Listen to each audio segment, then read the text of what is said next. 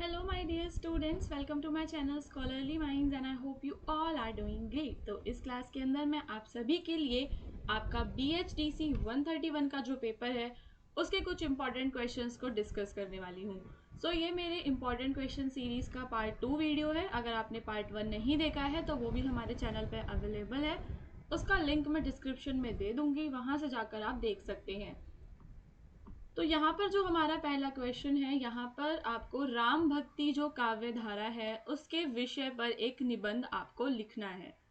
तो यहाँ पर मैं आपको वो सारे पॉइंट्स बताऊंगी जो कि आपको राम भक्ति काव्य धारा से रिलेटेड जो है आपको पता होने चाहिए, जिनका पॉइंट्स का इस्तेमाल आप अपने आंसर राइटिंग में कर सकते हैं। तो भारत में राम काव्य की एक लंबी और सुदीर्घ परंपरा रही है जो संस्कृत, प्राकृत, अपभ्रंश और हिंदी साहित्य के माध्यम से विस्तारित हुई है। तो जो राम भक्ति काव्य धारा है वो विभिन्न जो हमारी भाषाओं में लिखा गया साहित्य था उस सब के माध्यम से क्या हुई है, बहुत ही ज्यादा विस्तारित हुई है। ठीक है, यह परंपरा आदि कवि वाल्मीकि द्वारा रचित रामायण से शुरू होती है और तुलसीदास जैसे महान कवियों के माध्यम से समृद्ध होती है। तो शुरुआत यह होती है हमारी रामायण से, लेकिन हम क्या देखते हैं कि जो तुलसीदास जी हैं उन्होंने राम भक्ति काव्य धारा में बहुत कुछ ऐड किया, इसकी समृद्धि के लिए उन्होंने बहुत काम किया। राम काव्य के स्रोत, इसके विभिन्न रूप और विकास पर ध्यान देने से यह स्पष्ट होता है कि राम काव्य भारतीय वाग्मय का महत्वपूर्ण अंग रहा है। तो जैसे प्रीवियस वीडियो में मैंने आपको कृष्ण भक्ति के बारे में बताया था, सिमिलरली यहाँ पर हम लोग जो है राम भक्ति के बारे में चर्चा करेंगे। अगर हम बात करें राम काव्य के प्राचीन स्रोतों की, तो हम क्या देखते हैं कि जो रामायण है वो राम काव्य का एक प्राचीन स्रोत है। इसके बाद राम कथा के अन्य उल्लेख महाभारत के विभिन्न पर्वों में मिलते हैं, जैसे कि वन पर्व, द्रोण पर्व और शांति पर्व में।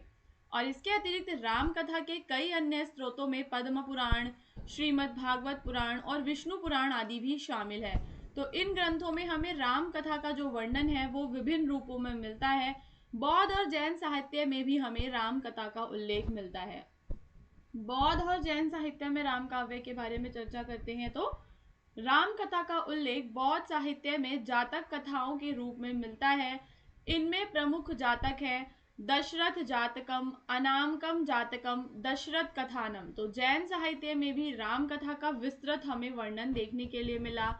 जैन ग्रंथों में हमें क्या मिलता है, विमल सूर्य का पौमच्रियम, ठीक है, प्राकृत भाषा में ये लिखा गया है। फिर ये दूसरा आपके संस्कृत भाषा का है, ठीक है, ये तीसरा आपका संस्कृत भाषा है। तो ये सारे जो ग्रंथ हैं ये हम क्या देखते हैं, ये प्रमुख है। तो इन ग्रंथों में राम कथा को धार्मिक और नैतिक शिक्षा का माध्यम बनाया गया है। तो राम कथा का जो उल्लेख है वो हमें बौद्ध साहित्य में भी मिलता है, जो बौद्ध साहित्य की जातक कथाएं हैं उनके अंदर, और जैन ग्रंथों के अंदर भी हमें मिलता है।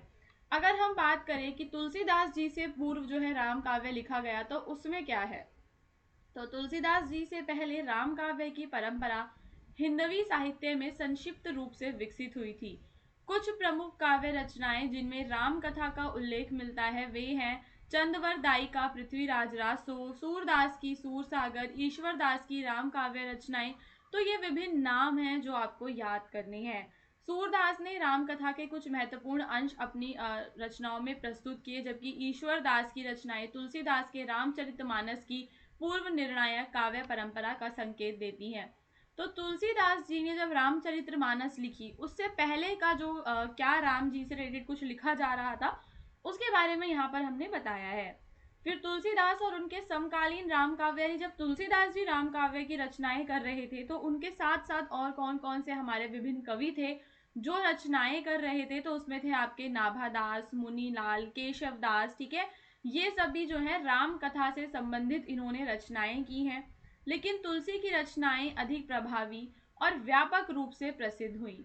फिर तुलसीदास जी की रचनाएं और उनका योगदान हम देखते हैं कि उन्होंने रामलला, अंशु, रामचरितमानस, गीतावली, विनय पत्रिका, हनुमान बाहुक और बर व रामायण है, ठीक है। तो ये सारी जो है उनकी प्रमुख रचनाएं हैं और इन सभी रचनाओं में राम कथा के विभिन्न पक्षों को उन्होंने प्रस्तुत किया है। तो तुलसीदास के काव्य में राम कथा का संदेश केवल धार्मिक और ऐतिहासिक नहीं बल्कि मानवता, आदर्श और नैतिकता से भी जुड़ा हुआ है। ठीक है, तो ये वाली चीज जो है आपकी इंपॉर्टेंट है। फिर तुलसीदास के समकालीन और परवर्ती कवियों में हम क्या देखते हैं कि उनके समकालीन कवि जैसे कि केशव दास ने राम कथा पर आधारित रामचंद्रिका की उन्होंने रचना की थी। ठीक है, जो अधिक काव्य कौशल और शब्द क्रीड़ा पर आधारित थी। फिर जो तुलसीदास के परवर्ती कवियों में हैं आपके हनुमान नाटक, रामायण महानाटक, अवध विलास, साकेत जो कि मैथिली शरण गुप्त के द्वारा लिखा गया, फिर राम की शक्ति पूजा निराला के द्वारा। तो ये सारे जो है आधुनिक काल के काव्य ग्रंथों में राम काव्य की परंपरा को नवीन दृष्टिकोण से, ये सारे जिन कवियों के हमने नाम लिए हैं उन्होंने कुछ एक न्यू वे में, ठीक है, नए दृष्टिकोण से राम काव्य की रचना की। फिर हम बात करेंगे आधुनिक काल में राम काव्य की। तो आधुनिक काल में राम काव्य की धारा प्रवाहित रही है। प्रमुख आधुनिक रचनाएं साकेत, राम की शक्ति पूजा, वैदेही वनवास, ठीक है, इन रचनाओं में राम कथा के पारंपरिक ढांचे को लिया गया है, लेकिन कवियों ने इन कथाओं में अपने समय की समस्याओं और दृष्टिकोण को समाहित किया। निराला ने अपने काव्य में राम को एक संशय युक्त मानव के रूप में प्रस्तुत किया जो अपने समय की परिस्थितियों से अवसादित है। तो यहाँ पर जो राम है, राम को क्या क्या प्रस्तुत किया है उन्होंने, संशय युक्त, ठीक है, संशय युक्त जो है ये उन्होंने प्रस्तावित किया है। फिर अब हम निष्कर्ष देखेंगे। तो राम काव्य भारतीय साहित्य की एक प्रमुख धारा रही है जिसकी शुरुआत वाल्मीकि से होती है और तुलसीदास तक यह परंपरा अत्यधिक समृद्ध होती है। इसके बाद भी आधुनिक काल में राम काव्य के विभिन्न रूपों में रचनाएं होती रही हैं और राम काव्य जो है उसने न केवल धार्मिक और ऐतिहासिक बल्कि उससे हमें आदर्श जीवन, नैतिकता और समाज में जो बदलाव होते हैं उन सब से रिलेटेड भी इंफॉर्मेशन मिलती है। तो तुलसीदास ने राम काव्य को ना केवल एक धार्मिक ग्रंथ नहीं बल्कि एक आदर्श जीवन और समाज की संरचना के रूप में प्रस्तुत किया, जो कि आज भी हमारे भारतीय साहित्य का क्या है, एक महत्वपूर्ण हिस्सा है। सो नाउ स्टूडेंट्स, आप लोग जरूर समझ गए होंगे कि जो क्वेश्चन है उसके अंदर क्योंकि आपको निबंध लिखने के लिए आया हुआ है, पर मैं क्योंकि आपको ऐसा पूरा निबंध अगर दे देती तो शायद आपको इतना इजी नहीं लगता। सो हम यहाँ पर कुछ पॉइंट्स का ध्यान रखेंगे और फिर जब आप निबंध लिखोगे तो उन्हीं पॉइंट्स को पूरा आप लोगों को इलैबोरेट करना पड़ेगा। ठीक है, अब हम चलते हैं हमारे दूसरे क्वेश्चन पर जिसके अंदर आपको क्या बात करनी है, हिंदी कहानी के विकास की चर्चा करते हुए जो प्रेमचंद्र हैं उनके योगदान को आपको यहाँ पर स्पष्ट करना है। सो स्टूडेंट्स, मैं आपको बता देती हूँ कि ये वाला जो क्वेश्चन है आपका काफ़ी ज़्यादा इम्पोर्टेंट है। प्रेमचंद से जुड़ा हुआ एक क्वेश्चन आपके एग्जाम में ज़रूर आएगा। तो हिंदी कहानी के विकास में प्रेमचंद्र का योगदान अत्यंत महत्वपूर्ण रहा है।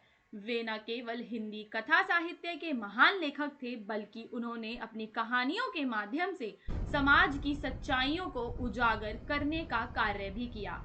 प्रेमचंद्र का लेखन एक यथार्थवादी दृष्टिकोण से भरा हुआ था जिससे उन्होंने हिंदी कहानी को एक नई दिशा दी। तो यहाँ पर जो प्रेमचंद्र हैं उनका दृष्टिकोण कैसा है, यथार्थवादी है, यानी कि रियलिस्टिक जिसको आप कहते हैं, रियलिस्टिक उनका व्यू है और उन्होंने जो है हिंदी की जो कहानियां हैं उन्हें एक नई दिशा दी है। वो सामाजिक यथार्थवाद का जो है परिचय देते हैं। समाज में जो रियलिटी जो होती है ना समाज की, वो अपनी जो उनकी कहानियां हैं उनके माध्यम से बताते हैं। तो हम क्या देखते हैं कि प्रेमचंद्र की कहानियों में समाज के विभिन्न पहलुओं का सटीक हमें चित्रण मिलता है। उन्होंने अपने लेखन में भारतीय समाज की आर्थिक, सामाजिक और राजनीतिक समस्याओं को प्रमुखता दी। तो यानी कि वो यहाँ पर जो भारत के अंदर जो भी आर्थिक जो भी इश्यूज होते हैं, सामाजिक इश्यूज होते हैं, उन सबको यहाँ पर वो इम्पोर्टेंस देते हैं। जैसे उनकी कहानी कफन में दो गरीबों के जीवन की त्रासदी को दिखाया गया है। तो जो उनकी कहानी है कफन, वहाँ पे क्या दिखाया गया है कि दो गरीब लोग जो होते हैं उनकी रियल लाइफ में कितनी प्रॉब्लम्स रहती हैं। तो कहानी में जब बाप और बेटा अपनी जो बाप है, ठीक है, मतलब उनकी माँ की, जब बेटे की माँ की मौत हो जाती है तो शव को दफनाने के बजाय कफन खरीदने के लिए पैसों का इंतजाम करते हैं। तो ये जो है कहानी हमें मानव संवेदनाओं और आदर्शों के बीच एक संघर्ष को दिखाता है कि जब इंसान गरीब होता है तो उसे अपने जीवन में कितने ज़्यादा जो संघर्ष हैं वो करने पड़ते हैं। वैसे ही ईदगाह जो कहानी है वो एक बच्चे की मासूमियत और सच्चाई के बारे में बताती है, जहाँ पर एक बच्चा जो है वो अपनी दादी माँ के लिए जो है, ठीक है, एक चिमटा खरीदता है, जो खाना बनाने वाला चिमटा होता है, ताकि वो खुश हो जाए।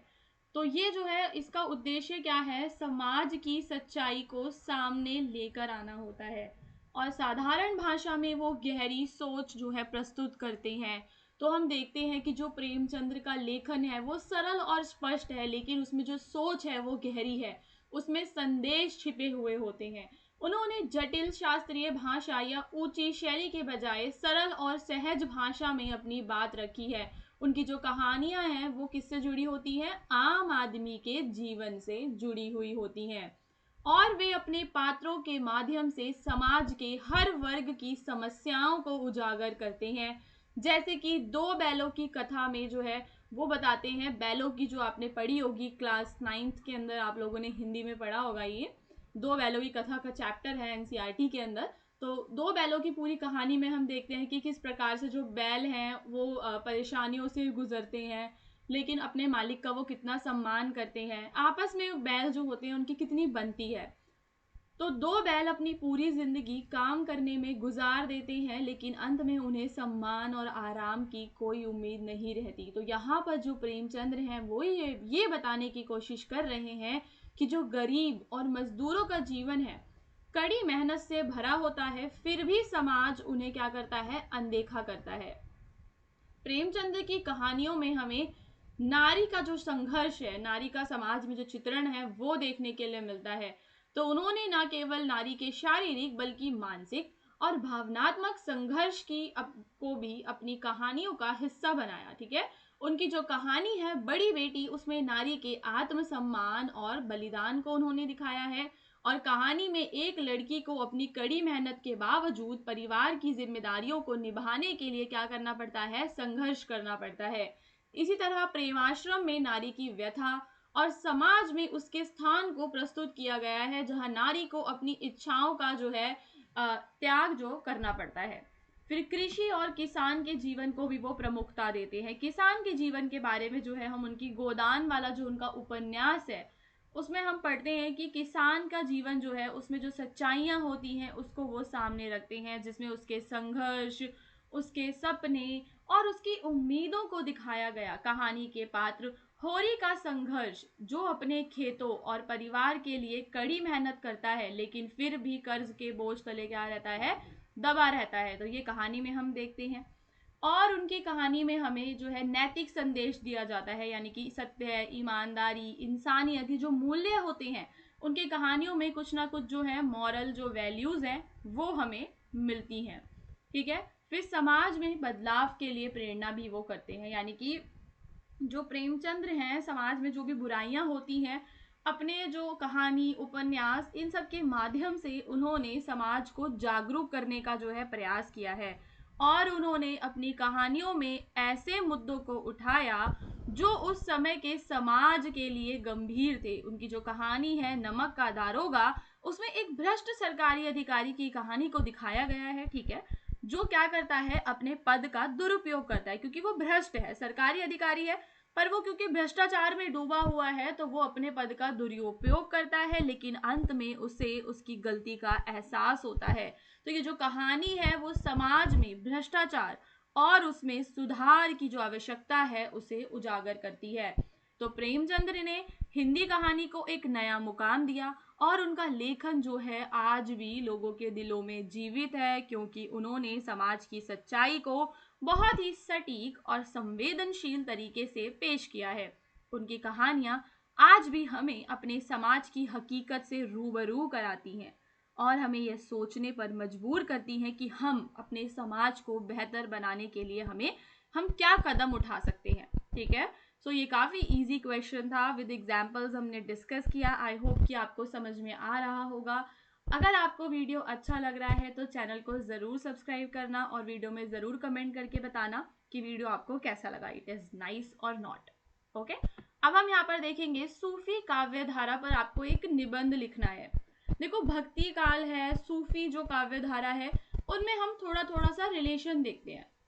तो जो सूफी काव्य धारा है वो भारतीय साहित्य में एक अनूठी धारा के रूप में उभरी है। इसका जो प्रभाव है वो भारत के अंदर जो साहित्यिक सांस्कृतिक हर प्रकार से हम देखते हैं, क्योंकि सूफीवाद के अंदर क्या होता है कि ईश्वर से जुड़ने की बात होती है।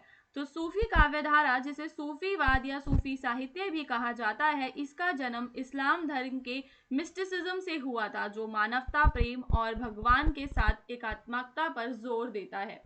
तो यहाँ पर जो सूफीवाद है, सिर्फ आपको ये ध्यान रखना है इसमें कि जो आपका सूफीवाद है इसके अंदर जो मेन आइडियाज हैं वो क्या है। तो पहला आइडिया यहाँ पर हम क्या देखते हैं, मानवता का, कि हमारे अंदर ह्यूमैनिटी होनी चाहिए, हमारे अंदर दूसरों के प्रति प्रेम होना चाहिए, और भगवान के साथ एकात्मकता, भगवान के साथ एकात्मक एकात्मता एकात्मता, ठीक है, यानी कि अपनी आत्मा को ईश्वर के साथ जोड़ लेना। ये जो बात है ये सूफीवाद में की जाती है, इस पर ये जोर देता है। इसका जो उद्देश्य है क्या होता है कि जो व्यक्ति हैं उनको आध्यात्मिक बनाना, आध्यात्मिक तौर पर जो है उनमें स्पेलिंग गलत हो गई है इसकी, तो आप लोग यहाँ से देख सकते हैं, आध्यात्मिक जागृति और ईश्वर से मिलन की ओर बढ़ना है। तो सूफी कवियों ने अपनी रचनाओं के माध्यम से साधारण शब्दों में गहरे आध्यात्मिक अनुभवों को व्यक्त किया है। जब हम बात करते हैं सूफीवाद और उसकी नींव की, तो जो सूफीवाद है वो इस्लाम का एक रहस्यमयी पक्ष है। इसका जो मुख्य उद्देश्य क्या है, आत्मा को परमात्मा से जोड़ना। इसका मुख्य विचार यह है कि ईश्वर का प्रेम ही सर्वोत्तम मार्ग है जो व्यक्ति को आत्मज्ञान की ओर ले जाता है। तो यहाँ पे किस चीज पर जोर दिया गया है, ईश्वर के प्रति प्रेम पर जोर दिया गया है। सूफी संत और कवि इस प्रेम को अपने काव्य में अभिव्यक्त करते हैं, और सूफीवाद के अनुसार इस संसार की सांसारिक बुराइयों से मुक्ति पाने के लिए व्यक्ति को खुद को क्या बनाना है, आत्मनिर्भर, पवित्र और प्रेममय बनाना होता है। तो यह विचारधारा भारतीय सूफी संतों ने अपनी काव्य रचनाओं में प्रकट की थी। अब हम प्रमुख सूफी संत और कवियों के बारे में पढ़ेंगे। तो यहाँ पर आपके गजाली जो हैं वो एक महान कवि हैं। कबीर भी जो है सूफी काव्य धारा के ही एक प्रसिद्ध कवि हैं, जो कि काव्य समाज, जो जातिवाद, पाखंड और इन सब के बारे में जो कबीर हैं वो बात करते हैं। फिर आपके रसखान हैं जो कि भगवान श्री कृष्ण के प्रेम में लीन है, और आपके बुल्ले शाह हैं। तो हम क्या देखते हैं कि जो सूफीवाद है वो एक ईश्वर के प्रति रहता है, कि मतलब आप किसी भी एक ईश्वर को जो है अपने मन में बसा लो और उन एक ईश्वर के साथ जो है जुड़ जाओ। ये जो होता है ना कि कई सारे जो भगवानों की पूजा करना होता है, इसको ये रिजेक्ट करता है। फिर हम इसके मुख्य उद्देश्यों को देखेंगे। तो सूफी कवियों का मुख्य उद्देश्य आध्यात्मिक प्रेम और आंतरिक शांति की प्राप्ति होती है, ठीक है। आंतरिक शांति की इन्हें प्राप्ति करनी है। उन्होंने अपने काव्य में क्या सिद्ध करने का प्रयास किया है कि ईश्वर से मिलन केवल बाहरी पूजा पाठ से नहीं आता, बल्कि आपको अपने अंदर समर्पण और साधना जो है वो लेकर आनी है। तो सूफी कवि मानते हैं कि ईश्वर जो है वो सभी में व्याप्त होता है, और उसी के माध्यम से आत्मा को शांति और मोक्ष प्राप्त होता है। फिर हम देखेंगे प्रेम और एकता की भावना। तो सूफी काव्य धारा की सबसे महत्वपूर्ण विशेषता उसकी प्रेम और एकता की भावना है, ठीक है। तो प्रेम और जो एकता होती है वो हम देखते हैं कि इसके अंदर मेन जो आप कह सकते हो सेंट्रल इसका आइडिया है। तो सूफी कवियों ने यह दर्शाया कि सच्चा प्रेम ईश्वर से ही हो सकता है, और जब यह प्रेम वास्तविक रूप से किया जाता है तो व्यक्ति अपने अंदर एक दिव्य शांति और संतोष का अनुभव करता है, ठीक है। तो यानी कि जब आप वास्तविक तौर पर ईश्वर से जुड़ जाते हो तो आप शांति का अनुभव करते हो, संतोष का अनुभव करते हो। तो जैसे कबीर की पंक्तियां, रंगों में रंगी तेरी मोहन रंगी, तेरे रंग में रंगी जायो, तो इसका जो है भाव है तो कि मतलब मुझे आपके रंग में रंग जाना है। एक कबीर जी की एक और पंक्ति है कि कबीर कुत्ता राम का, कि मतलब मैं तो राम का कुत्ता हूँ, इस प्रकार से भी है। तो हम देखते हैं कि जो सूफीवाद है वो ईश्वर के साथ जुड़ने की पूरी पूरी बात यहाँ पे करता है। प्रेम और एकता, सच्चा प्रेम, इन सब चीजों पर ये जोर देता है। सूफी काव्य में अगर हम देखें तो जो भाषा है वह कैसी रहती है, आपकी भाषा प्रतीकात्मक भाषा होती है। इसमें हमें प्रेम, दुख, शांति और आध्यात्मिक उन्नति के बारे में गहरे विचार हम इसमें व्यक्त करते हैं। और देवी प्रेम के प्रति अद्भुत आकर्षण और आत्मा पर परमात्मा से मिलन की इच्छा का इसमें वर्णन है।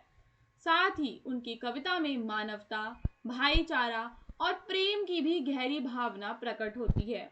फिर सूफी काव्य ने भारतीय समाज में एक सकारात्मक बदलाव लाने का कार्य किया। ठीक है, इसका मतलब पॉजिटिव चेंज। भारतीय समाज में हमें एक पॉजिटिव चेंज लेकर आना है, क्योंकि उस समय जो समाज में जातिवाद था, ठीक है, जो धार्मिक तौर पर जो कुप्रथाएं थी, ठीक है, धार्मिक जो भेदभाव थे, उन सबको खत्म करना था। इसी की वजह से सूफीवाद जो है, भक्ति है, ये सब निकल कर सामने आए थे। क्योंकि भक्ति के अंदर क्या रहता था कि जो व्यक्ति है वो चाहे किसी भी जाति का हो, धर्म का हो, वो ईश्वर के प्रति प्रेम और भक्ति कर सकता है।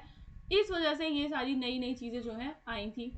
तो सूफी काव्य धारा न केवल धार्मिक विचारधारा का माध्यम रही, बल्कि यह समाज में प्रेम, भाईचारे और एकता के प्रचार का भी एक सशक्त क्या बनी है, साधन बनी है। और सूफी कवियों ने अपने काव्य में आत्मा और परमात्मा के बीच के रिश्ते को गहरे रूप में प्रस्तुत किया, जो आज भी हमें जीवन के सत्य और सच्चाई की ओर मार्गदर्शन करता है। ओके, और वास्तविक शांति और संतोष केवल प्रेम, समर्पण और एकता के माध्यम से प्राप्त किया जा सकता है, ये इसमें हमें बताया जाता है।